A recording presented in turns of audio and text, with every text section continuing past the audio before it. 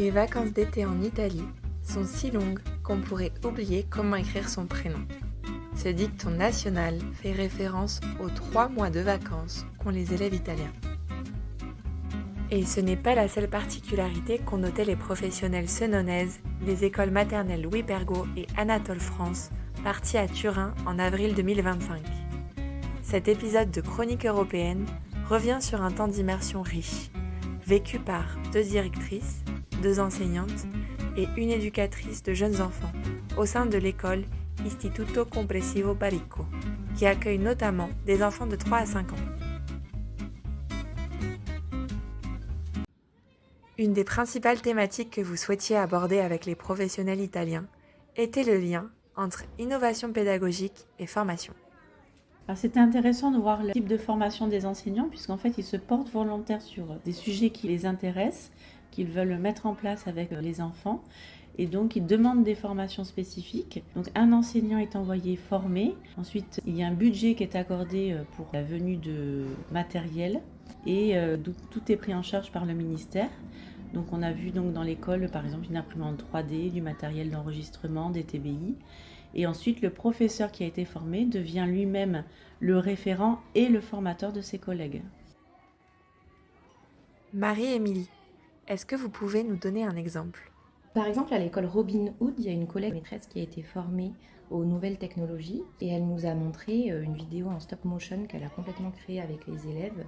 Ça passait par l'écriture, la réalisation et l'enregistrement de leur voix. Donc elle a été formée à toutes ces techniques-là pour que le projet puisse aboutir. Un des objectifs du consortium est de renforcer le lien entre les familles et le cadre scolaire.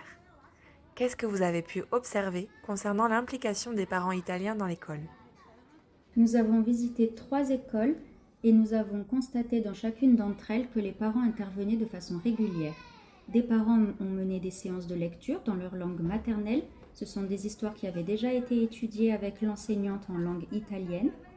Des grands-parents aussi sensibilisaient les plus jeunes à l'écologie et à la biodiversité. Autour de chaque collège, le territoire a institutionnalisé le fait que les élèves jardinent et entretiennent le potager. Donc c'est quelque chose qui existe de façon systématique à Turin. Et nous, on a pu visiter le jardin également d'une école maternelle et primaire où effectivement les grands-parents viennent et mènent les ateliers de jardinage. L'inclusion scolaire est un pilier fondamental du système éducatif italien. Et le pays est considéré comme un pays précurseur en Europe sur ce sujet. Pouvez-vous nous en dire plus ? Concernant l'inclusion, un enseignant spécialisé s'occupe de chaque élève à besoin particulier.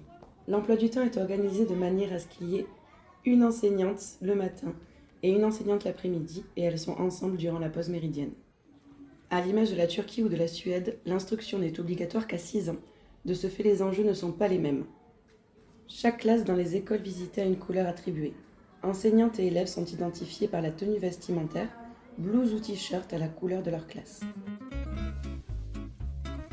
Ces observations servent à améliorer la qualité des pratiques pédagogiques des professionnels senonais.